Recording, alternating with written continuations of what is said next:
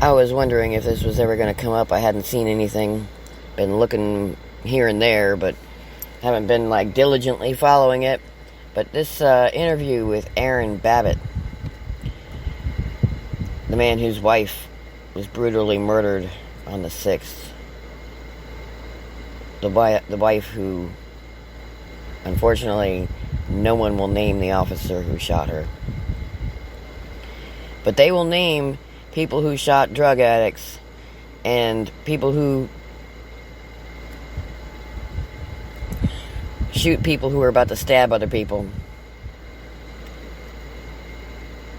But they won't name the officer. Just take a listen. I'm going to go ahead and play this without the video so you can hear it, but I'm not infringing on anybody's rights when it comes to videos.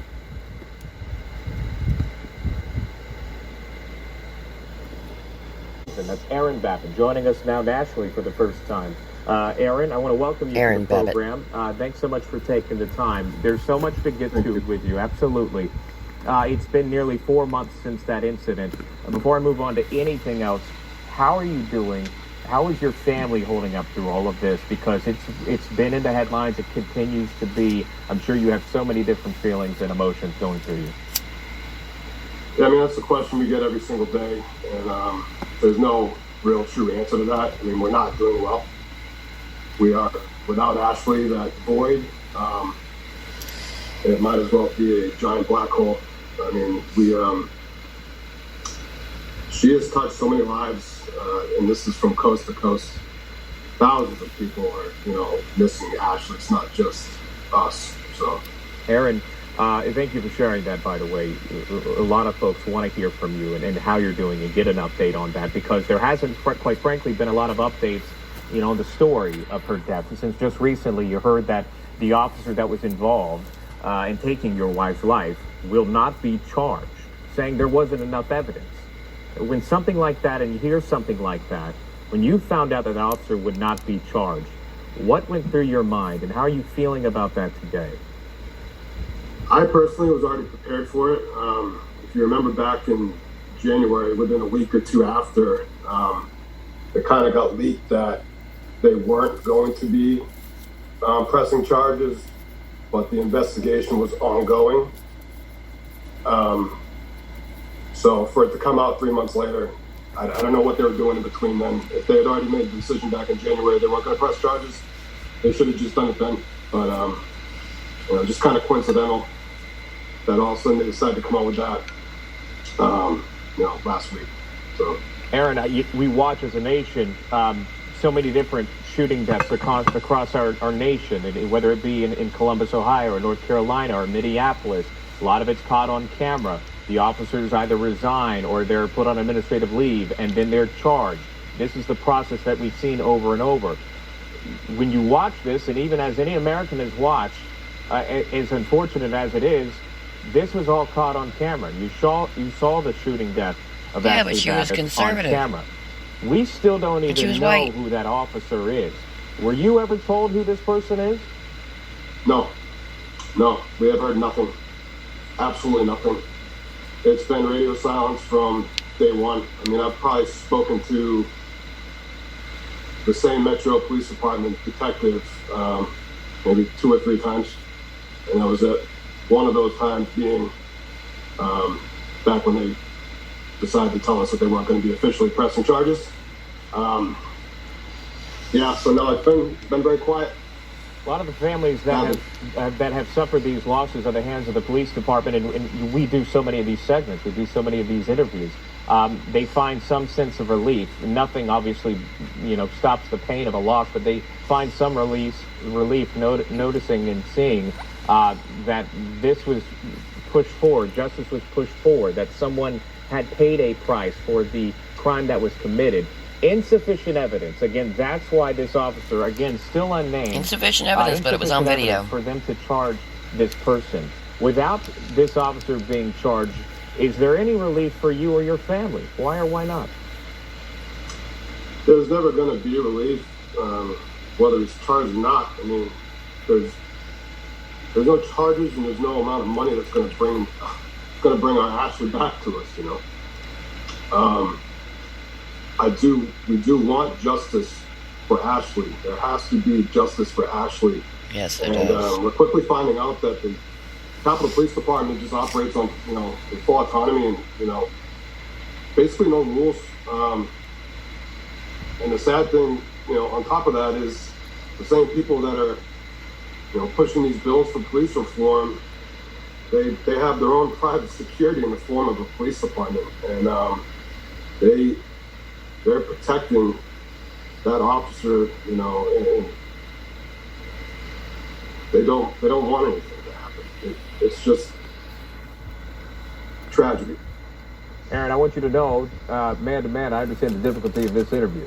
And I can't express my condolences to you more and to take the time to do this. I feel it's important, before we go, if you could share maybe one last memory that you have of Ashley, something positive that you can share. So many on social media, so many on television, so many outside of television feel that Ashley's name is not mentioned enough. Do you agree with that? And what was your last memory of your wife? My last memory of my wife was on the morning of the 5th. When I was leaving for work and she was in the shower, she had to flight out to D.C. Put in a couple hours after that, and I went in, I gave her a kiss, told her I loved her, and she just looked back at me with her grin, and she said, "You don't want me to go, do you?" And I said, "No, I don't. I have a bad feeling about this one." And she's, "You're worried about me, aren't you?" And I said, "Baby, I'm always worried about you, far from a control freak, but I just like being able to control my environment when it comes to my wife." And it was a very helpless feeling watching her die on TV. That's what happened. Aaron, they're still pushing for justice out there. There's a lot of folks that are behind you. They want to see that. I hope that you'll come back on the show and talk to us, and I appreciate your bravery for coming on and sharing this. All the best to you. Very sad situation. I don't understand how they can do the whole Chauvin case when the person in that case was a criminal and on drugs. But somebody who was a military officer, a woman with no criminal background, gets killed, and they do nothing. Nothing. She wasn't even doing anything. She was just standing there. I watched it. I was shocked and appalled. I thought somebody in the crowd did it.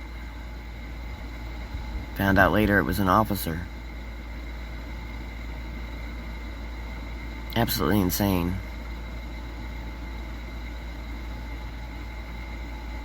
Just nuts. It makes me very sad, and it makes me feel very fearful if somebody on the conservative side stands up and protests that there'll be no justice.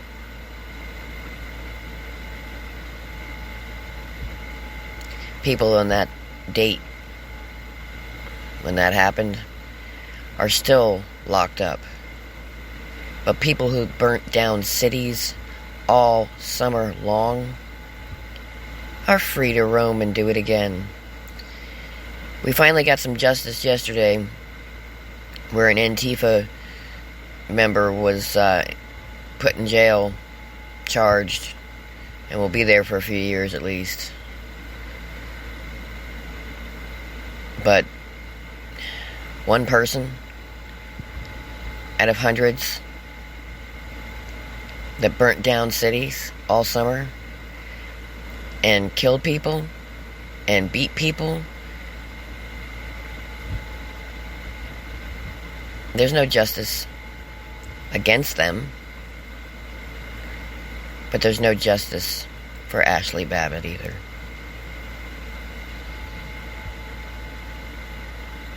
Sickening. Alright, guys. On that note, I'm out.